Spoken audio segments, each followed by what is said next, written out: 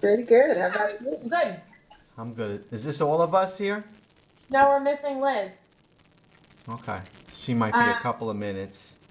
I don't know. I'm assuming she got back from Chicago okay? All right. Right, wasn't she due back today or yesterday? Yes, I don't know which number is hers, but I think she's in. I think she's back, yeah. Yeah. All right. Did you see, while we're waiting for Liz, did you see Mary sent us an email the other day and it has the, here, I printed it. You guys see this? Oh, Yeah. yes, I did see that. I So didn't see that. I don't know if you guys want to, at the end of this, for a couple minutes, or on Wednesday, I don't know if anyone has to scoot out right away after class on Wednesday, if you want to spend 5 minutes after class and just put dates in there. I'm good with either one. I have to actually leave on Wednesday. I have a class like right after Okay. in New Jersey. But Alright. you know. Do you want us to put the dates in and we'll let you know? I mean, we have the dates written down already, or we just have the people in what order they're going to go in? Right. You probably got the people in the order. I'll take it. If you want, I'll take it and I'll put it into the document. There's a couple of other things that. You name, right? Excuse me. After we posted the only other thing that it says, like, there's a thing on the bottom about putting down a date for a very last meeting. But I don't think I can't plan that far in advance. I don't know about you guys. It's tough. I was a little alarmed when I saw that form because it seemed more official than last time.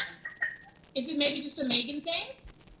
No, I remember doing this last time, but they gave us time. Remember at that week, the day-long meeting in the gym? I do remember. I feel like we had more time to do everything with the vertical group. Yeah. Didn't you? Yeah, I feel like this one is a little like half-assed. Like I went looking through the forms and stuff, and like there are no horizontal team forms, so I used the ones from last time. Hey, hi Elizabeth. Liz. Your microphone is muted. All right. There you go. How was Chicago? It was great. Yeah? Yeah, it was really good. Lots of great stuff. I went to the Fermi lab and I saw Sue, the T-Rex at the Field Museum. Oh, cool. Yeah, it was really cool. Nice. Good for you. Very nice. All right. How's everybody? Good. I have to say, I'm really, really relieved to have gotten my lesson done out of the way. I thought you were so brave to do it and to get it done, and I have to tell you, I don't have one bad thing to say about that lesson. Okay, well that's good. Chuck, do you want to start with Yeah, I guess so. I guess the way it's supposed to go is that Karla, you're supposed to just kind of give us a little background on your lesson, even though you already sent us the form. Just kind of open it up, and then I guess we each go around to. We'll give some feedback, some warm feedback, and then we go around and we'll give some.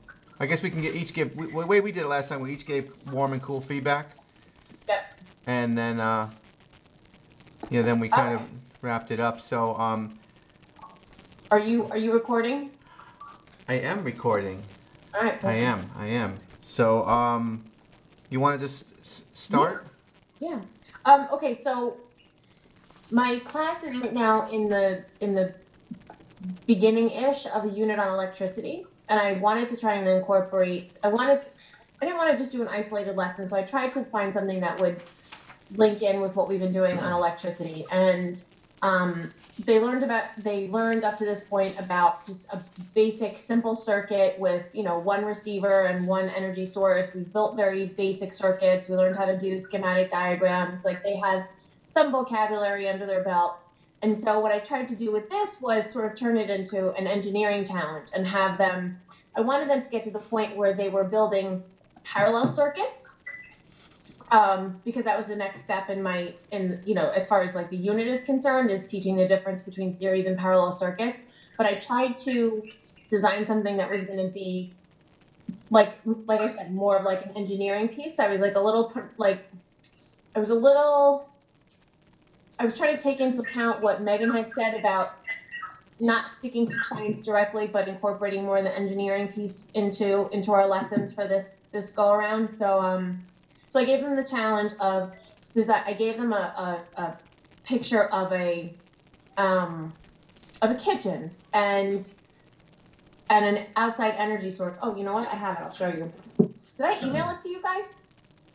No, but it was on the But I did see it in the video. it was on the video. It was pretty clear. Yeah. All right. Yeah, I could see it when you filmed the students doing their group work. I Did could you see got it. it? Okay. All right.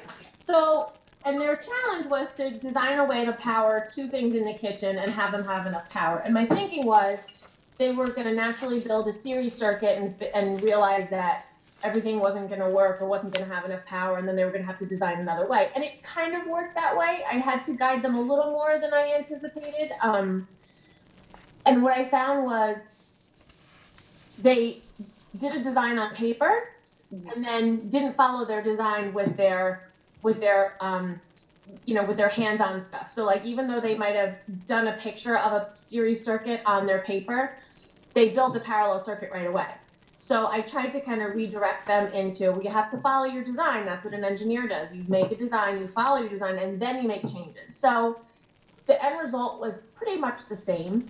And then I was trying to figure out how to incorporate the piece with our article, with like the fine arts piece and demonstrating what they know through some sort of artistic piece, which I didn't quite fit into this lesson. Like I was thinking about like the energy chain and having them do some sort of like 3D diagram, and it was just too much for one lesson. So I think I'm going to follow this up with where does our energy come from, and then tracing back to, and the sun being the source of all energy, and then doing something a little more artsy with some type of media, whether I use those wax sticks again and let them do like a three-dimensional diagram of some sort. Like I want to incorporate it, but it just didn't fit as much as I wanted to in this lesson.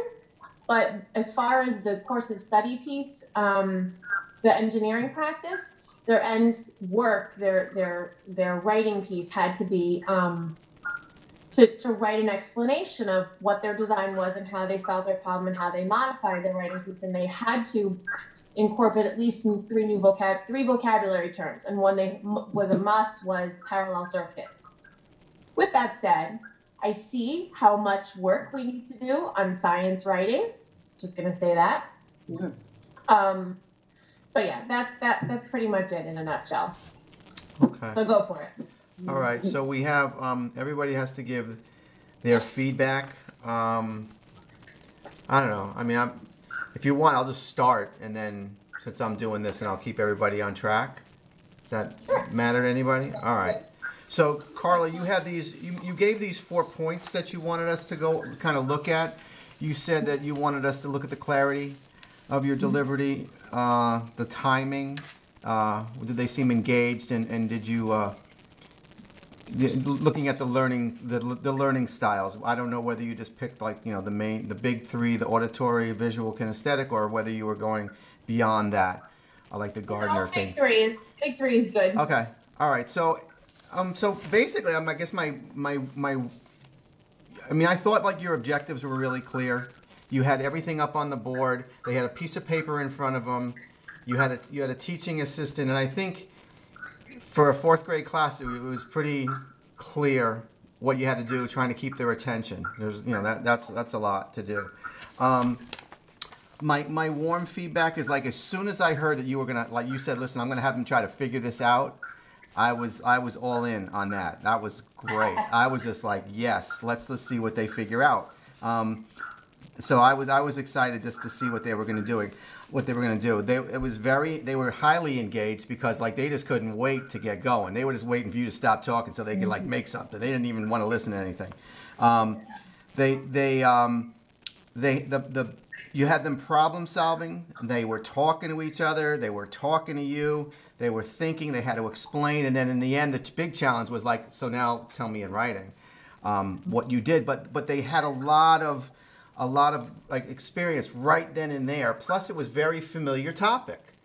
It was very. I mean, they know about kitchens and like, and you had, it was obvious that you had spoken to them a little bit before that, but like it wasn't like super abstract in terms of it was an experience that they see every day. I love the whiteboard when you debriefed and then you started drawing the circuits on there. It was like real big, and they were like, "Oh yeah, did I do that one?" Or no, mine was different, but like there was what was in their face was really big in front of the class, and I thought that was excellent.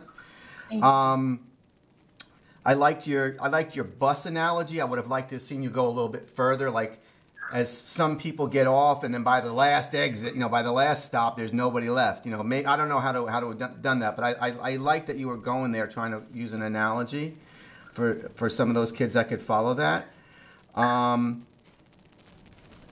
I mean, I could go on. Everybody's going to say something. I think that there was obviously the kinesthetic piece for all where it all fits together for all of them. Clearly auditory, and then you had the visual. So you really put that all in, and the kids brought what they brought. Some of the other things, I guess the cooler feedback, I don't know. The cool feedback, this is the thing that maybe it's just me. But my idea was that when you do here's my little circuit thing. In the end, when you drew a parallel circuit, it looked to me, now I could just be wrong on my concept, that you drew two series circuit, but there was only one thing in there. Whereas the parallel is more like this. Do you know what I'm saying? You drew like a series in a series with one unit, whereas the parallel, you could unplug one of these bulbs. Right. Because now it can go this way, or it could go like this way. Right? Because the series, it just goes straight this way and then straight back. But here it can go pass through and around, but it can also continue. So that's why you could take a light bulb out. So I was wondering if there was but I don't know. That was just my confusion. But it could be just that I don't know diddly. But that was mine, because that's what I was thinking. So I won't go off on that more, just to think about that. And could you define the question a little bit? Just if you could define the question, like if you how could you make the brightest bulb? Or how could you disconnect something and the other one still run? It maybe, as you refine it, like as you do it, that's all. But yeah, which produces the brightest bulb? But I mean, I want to do it. I want to do it right now. Even in 5th grade, I'm ready to because my kids are like right where your kids are. I mean, I just thought that was really great and very controlled, and the kids were like on task the whole time. They didn't even want to stop. That was the hardest thing. I was trying to think like how do you get the kids to disengage, because they were like ready to leave us alone. Give me a snack and get out. I'm ready to keep going. But that was great, Karla. I liked it. All right, so that was me. All right. Yeah. All right. Next, okay. It's Karen. I'll go next. Okay. Okay. So yeah, I don't have enough good things really to say about the lesson, Karla. What I noticed immediately was how it changed the nature of the lesson just to begin using the words engineers, design,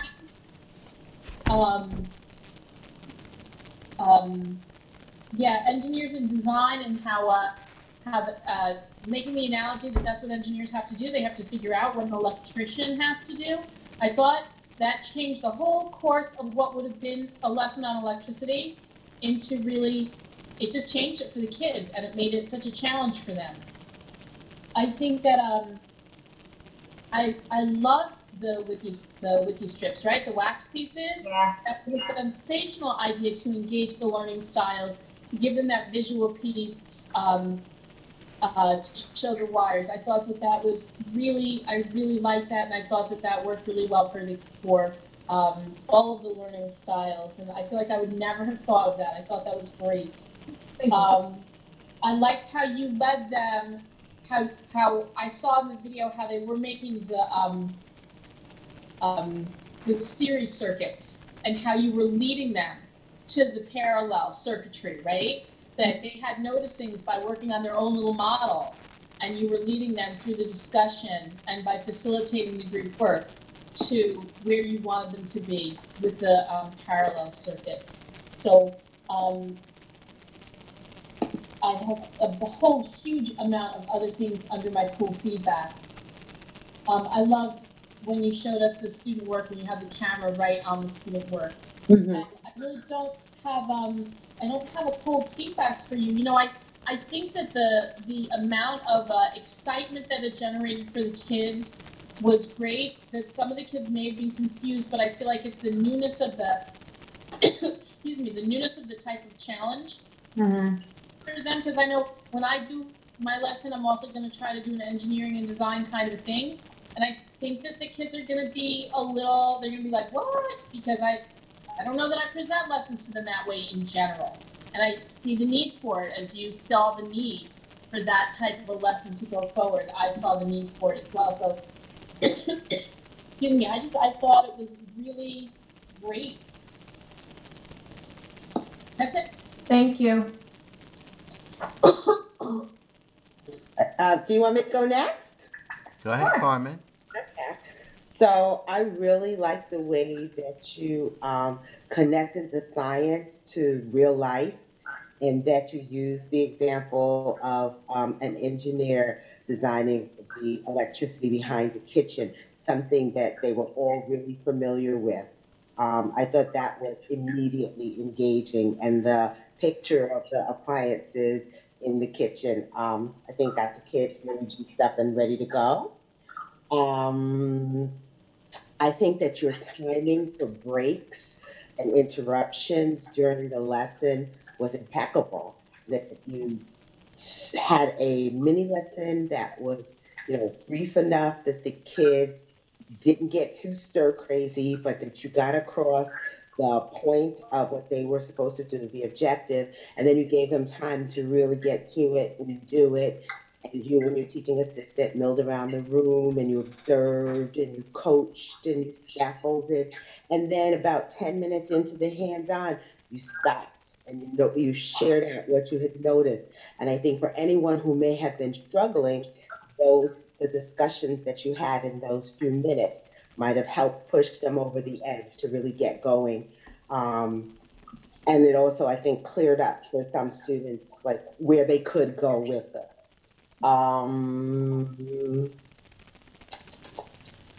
I like how you supported the students in making sure that their diagrams actually matched the models that they were creating.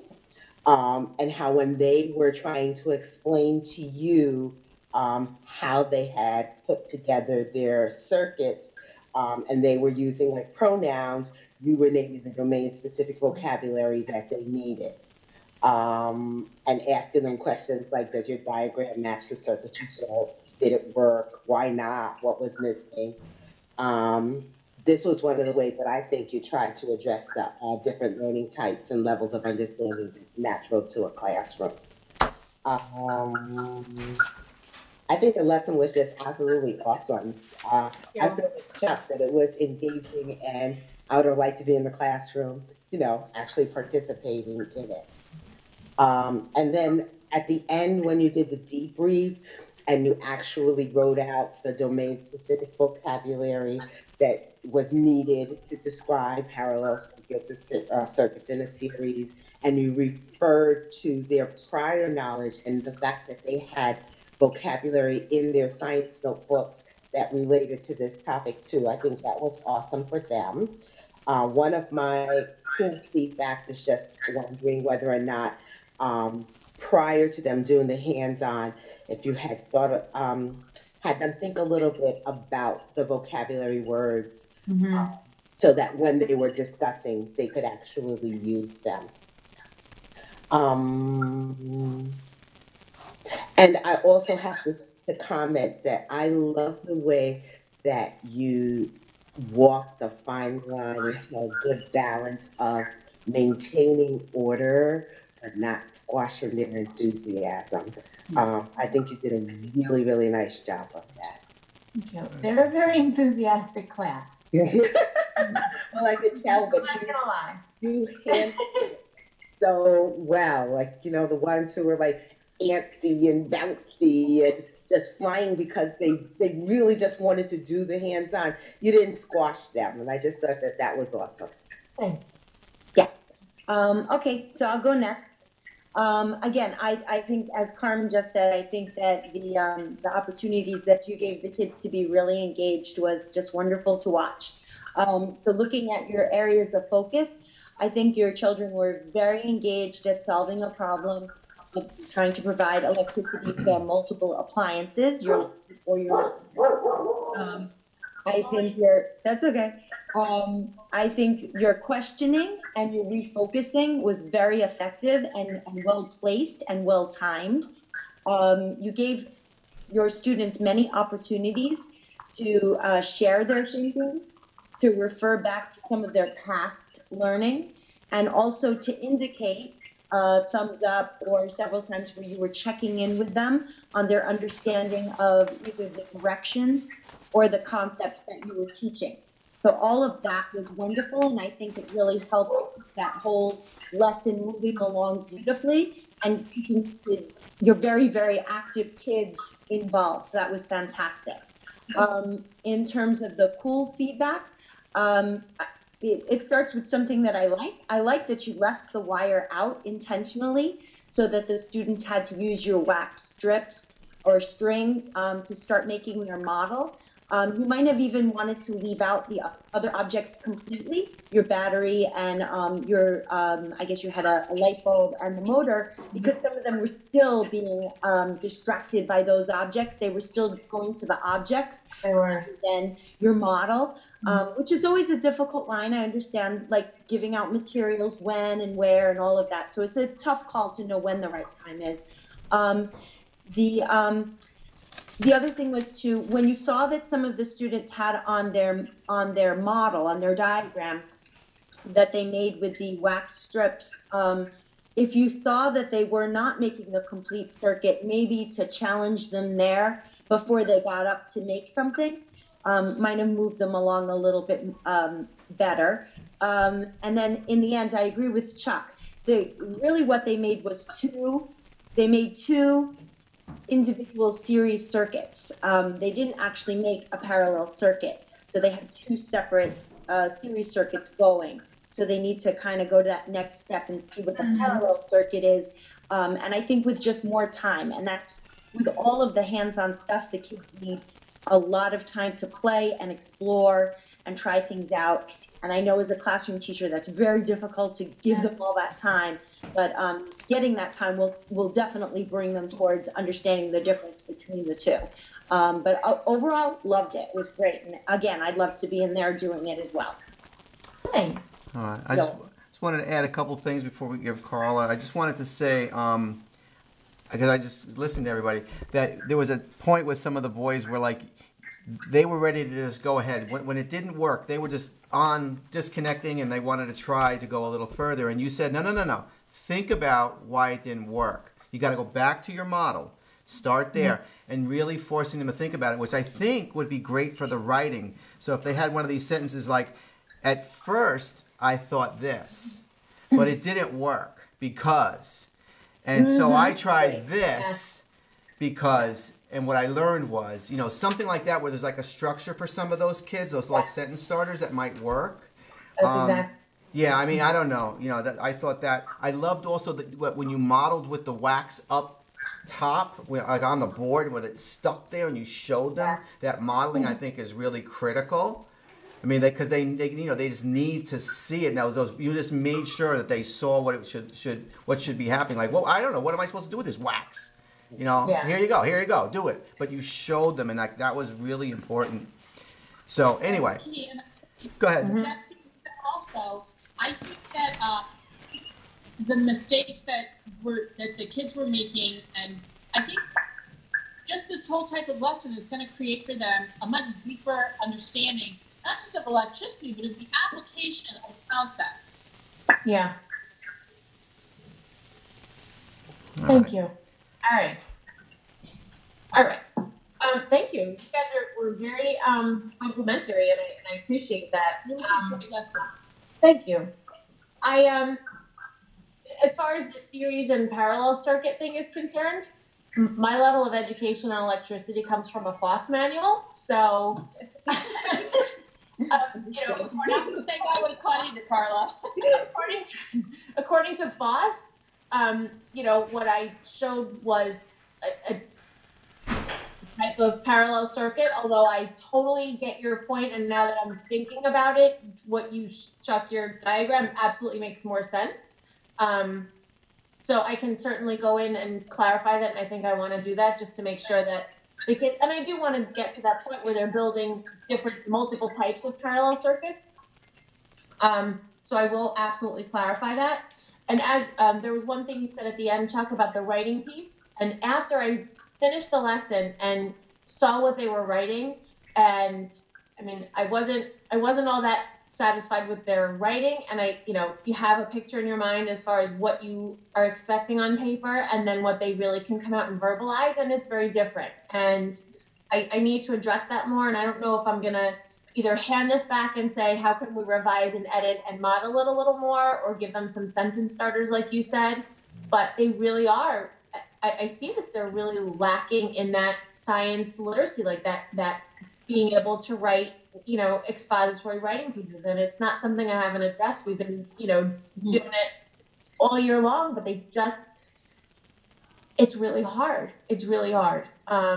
So it's something I need to continue to work on. And I think with this particular writing piece, I might actually go back to it and really revise maybe once or even twice to get a good quality, like, baseline piece of science writing out of them. And let me see.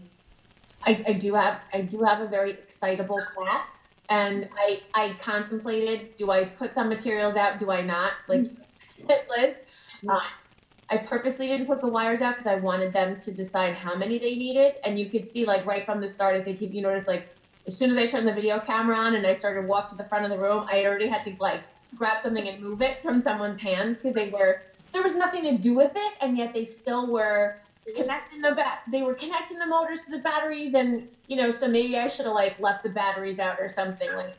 And you're always like, I wanted to be efficient in terms of getting materials out, but there's always a sacrifice. And the one other thing I would have done was introduce the wax strips themselves prior. That was, with 10 minutes before lunchtime, and say, here's the material we're going to be using, and just give them a little guided discovery time with it beforehand to sort of get it out of their system. It was a new material, and it was very exciting. Yeah, and I the rest of the day I was finding wax strips everywhere, wrapped on their pencils, in their pockets, stuck to the floor. It was like, so I think the next time I use some sort of new material like that, I will give them a few minutes, whether it's the day before or the morning of, and let them become acquainted with something like that, and hopefully it'll be a little less distracting. But thank you. I appreciate your feedback. What else? Oh, and I don't know who said it, but one of you had mentioned refining my question, not just to say, how can you run both efficiently, but how can you get one to one and not have the others turn off? Maybe that was a little clear as well. And I think after I turned the camera off, we had continued the conversation, and we were talking about the lights in the classroom, and if the light bulb blows out, the rest of the light bulb, the rest of the lights don't go out. And we talked about, the old Christmas light strands. I don't know if that was on the video or not. No. And I told a story about my dad and my father every Christmas sitting down at his workbench with a can, a coffee can full of light bulbs, testing strands. Right. So the conversation continued a good 20 minutes or so after I had stopped taping, because they just had, like, question after question, and we just got into all these, like, conversations and curiosity. So that's good. And that's all I. Good. All right. What's next, Chuck? what's next is kind of like how does the research, just connecting the research to what we're doing here. Maybe that art piece you were mentioning about. I guess we could all. Anybody want to chime in on? I have something to say about that. It's not exactly about our research piece, but using models in general is it's crucial in getting kids to understand, but it's also very difficult at that age for them to go back and forth. So to go from the model to the actual, and then the actual back to the model. Maybe giving them the opportunity to build with the actual material, and then taking physical material, what they have in front of them, and get into a model or a diagram. It might be a little bit easier for them to see actual and then go to the model than the other way around. It's very fluid at this point, and it might also be interesting to see how they would make the model, and then you could look at the efficacy of each person's model. How does this work? It's a really interesting way of getting kids to just understanding that they're representing something real on paper, and that's a huge thing with model making. Mm-hmm. Yeah, I could see how this might have, like, breaking this up into 2 days, like you said, make a model, analyze the model, and then build it, with some sort of time separation in between. Might have eliminated that issue that I came into with them building, creating one model and then building something different, or, not going back to what they designed. Like, so yeah, you're right. It's hard. That's a tough age with that. It really is. It's hard, but they got to try. And I think also it's very telling to me that you said, and you reminded the children during the video that what they were doing had to match their drawing. Yeah. That they were making a circuit that didn't match what they draw. So that's like a link with the design and engineering. What do I want to say? Process. Like what I think it was Elizabeth was just saying, that I don't understand that the model is reflecting something that works in real life. It's not Legos. It's something that happens in real life. It needs to look like the thing that works in real life. They make a design for something. The design has to be what they follow to make the thing that's going to work in real life. Mm-hmm. And so it's very, it's a really good piece for us to have in terms of where to go and instruction. Mm-hmm. Mm-hmm. It might be really interesting to see if kids actually in your classroom could make a diagram and then build. Like, you put a model up, could they replicate that? Mm-hmm. I know, like, for myself, I didn't know visually spatially strong, but that would be like a real stretch for me. It might be something that maybe they need a little bit of practice. Mm-hmm. But you could always, like, build something where they could see the battery, say at one side, they could see the power source, mm-hmm. and there could be like 3 light bulbs, and they mm-hmm. and then you unscrew one and the other 2 stay lit, right? And then you would say, so how would this have to be wired to make that happen, right? And it's just just. Like it's almost like a challenge, but then they would actually have to think through it, and then they'll make the one where they all light up. They got them all lit, and then they all go out as soon as you turn off one light bulb. Mm-hmm. And then they also then it's just a typical. Copy the model. I want them to understand how to make the thing work on their own. So I think you're right. I think it's a really a difficult thing to tweeze out, and I guess it depends on what your objective is. What is it that you want to have happen in that lesson? I don't want them to copy a model that they see. Right. And to understand how to make their own thing work. Mm-hmm. But they do need to come up and find out, how things don't work, and they use their, like we were doing the last time when we were doing misconceptions, and that their art, their artwork will help them with that. When they're drawing and they're making things, you're going to see what they're thinking, and that's going to reveal to you. But just like the drawings, the diagrams that you had them do, Right. it's really important to be able to diagram something and then use that to support their writing. So, I mean, I did see the kind of like that artistic creative piece that was in there with those wax pieces, and Yeah. Where any of you have suggestions for like where I could go from here? Because I would really like to, the article that we read really highlighted how the kids use like mixed media art to like represent what they were learning in science. Like, and I had a couple of ideas bouncing around.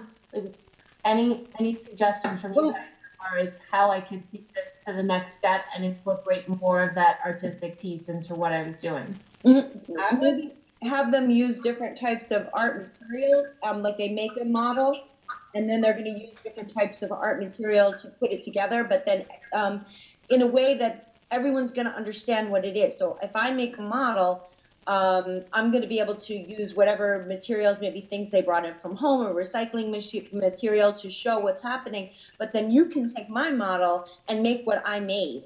And that way we're communicating with each other, using art, really bringing all of the concepts together and then communicating with another person.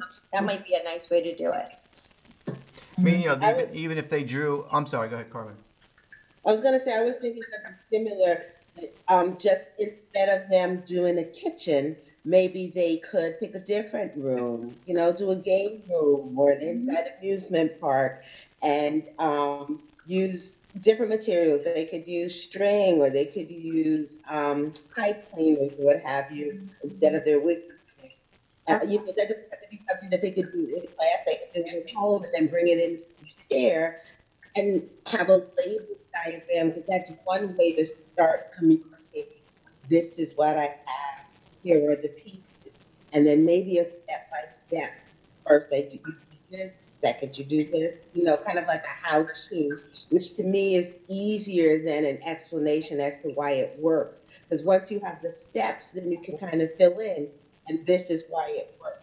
But sometimes it's not something that they can do in the immediate.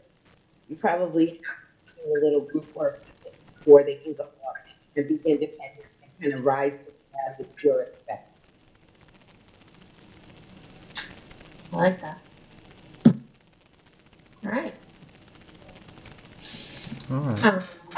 All right. So our next step, let's see, what we all learned from this. So we can. This is a short one. If anybody wants to start with what you learned. I don't know. But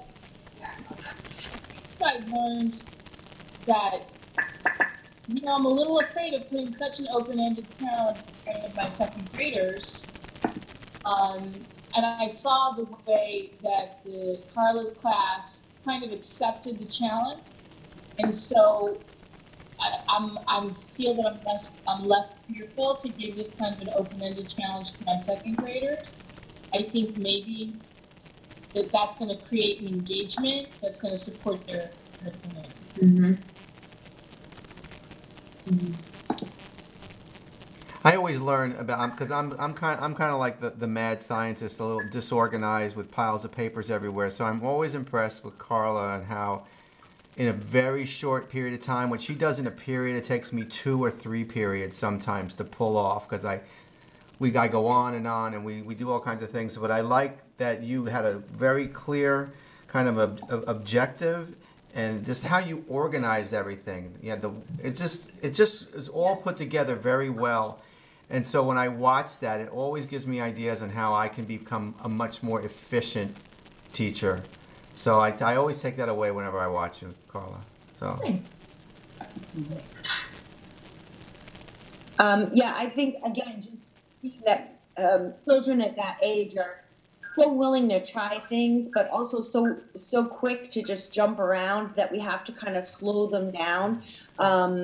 Give them lots of opportunities to try things, but slow them down in that process so that we can say, look what you've done, let's share that piece. It's really great.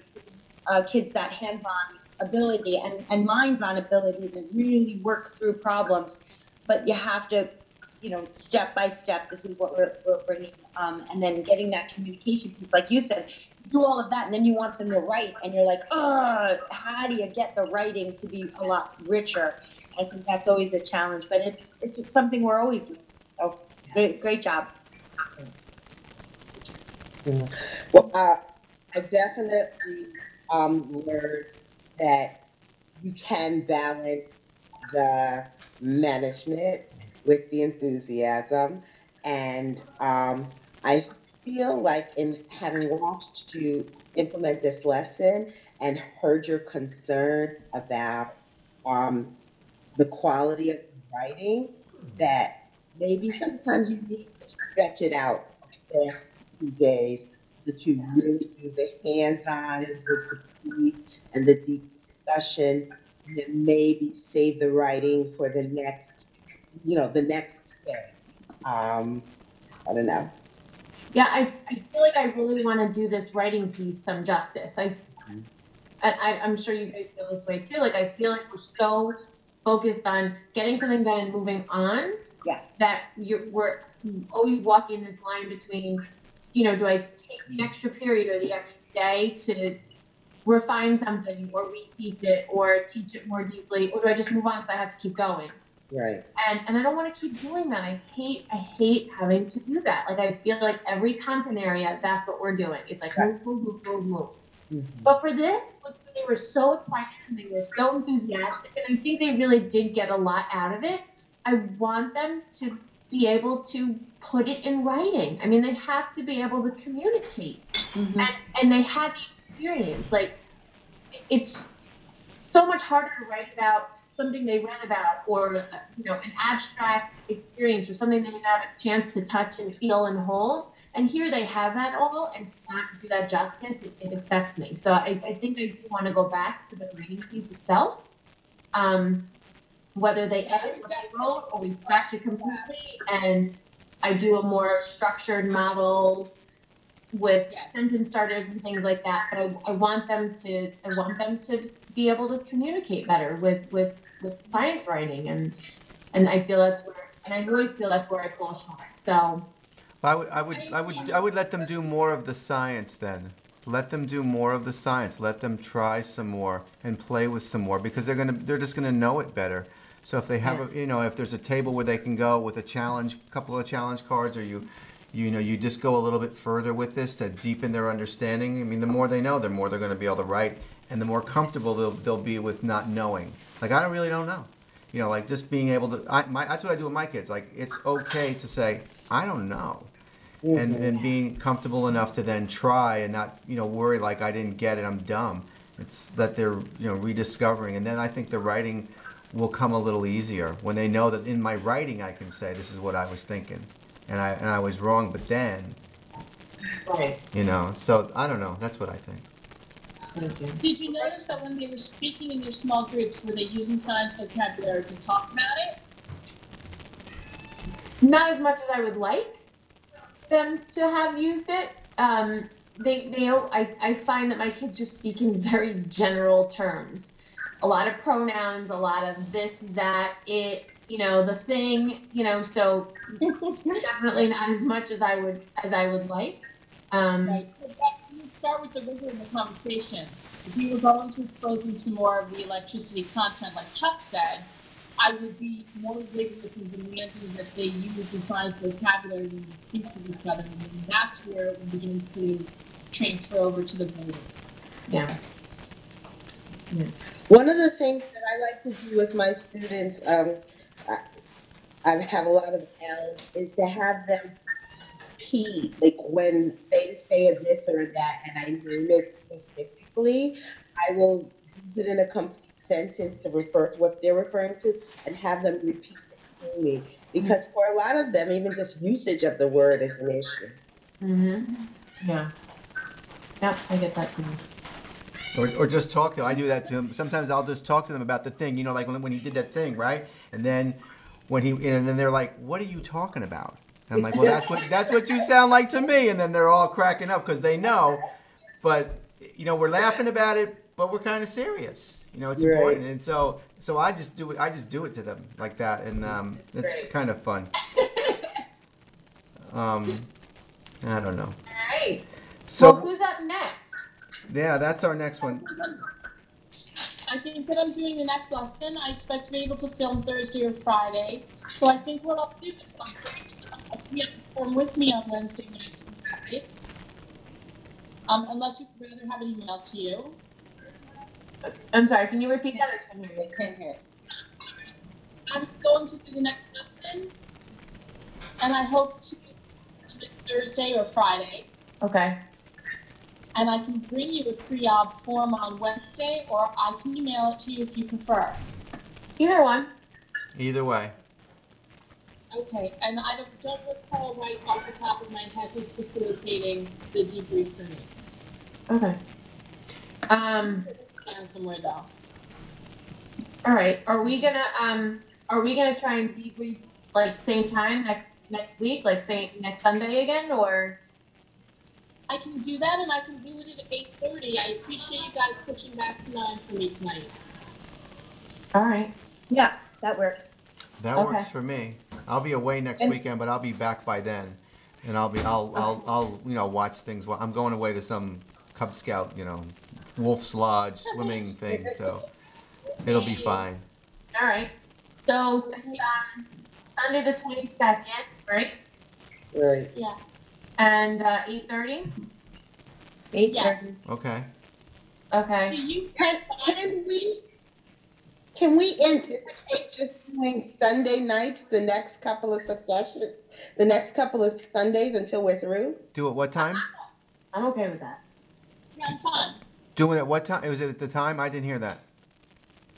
Sunday nights at 8:30 for the next couple of Sundays until all of the lessons are through? That works. Yeah, I can't do Easter Sunday. Yeah, not the Right, next right, not even Sunday. during our break. Yeah, I'm fine with that. I'm that's cool. Mm-hmm. All right. Who's I don't have. Does anyone have the schedule right in front of them? Who's facilitating next week? Me. I think Chuck switched with me, so I'm doing the next one. Okay. Yeah, I don't know why I put you first because you were going to be away, so that was nuts. And I never did it electronically. We always met, so now I kind of have an idea of what to do. I guess you have to film your screen, Chuck? Yeah, I have the camera right here, and so it's just filming.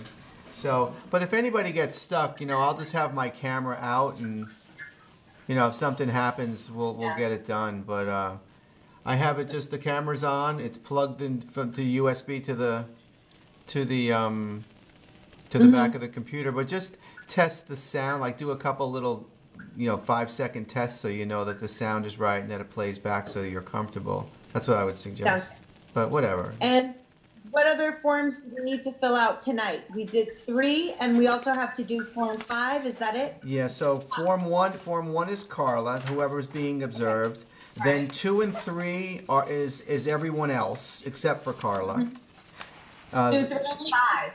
What's that? You guys do 2, 3, and 5. 2, 3, and 5. Right. And I do 4 and 6. Right. Okay. Yeah. 1, 4, and Only 6. 3 goes in the binder. 3 and 5 go in the binder. Does 2 go in the binder? No. No. That's just like our notes. Right. No. And How you guys we have to come up with a name for our group too. do? Everybody think about it. We'll decide on come with a name suggestion on Wednesday. All right. Sounds good. And then how do you guys handle when you meet virtually? How do you handle organizing the binder? Do I just keep track of all of my papers and then we'll put it in at the end? That's what we did in our last group. I mean, if That worked out right? if you want to do it differently, I just think if we yeah, that's how we did it. We all kept our own, and then we just put them together at the end. We could, That's fine. you know, we could collect it all at some point earlier. Yeah. You know, I mean, when I we- have the binder. If you guys want to hand me stuff, like every time we have a meeting, if you want to hand me stuff, I can just start adding it to the binder. Whatever you want to do. Okay. I'm good with either one. All right. Alrighty. That'll work.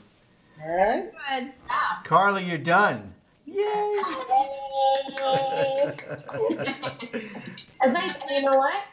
This time, what was it? Last week we tried to meet. It took us 45 minutes just to get all connected. And it's Yeah. 9:45 and we find out our meeting. And we're done. Yeah, we're done. Goodness. Great. Okay, thanks, you guys. I'll see you on Wednesday. All right. All right. Have a good one. See you on Wednesday. Bye. Bye. Bye.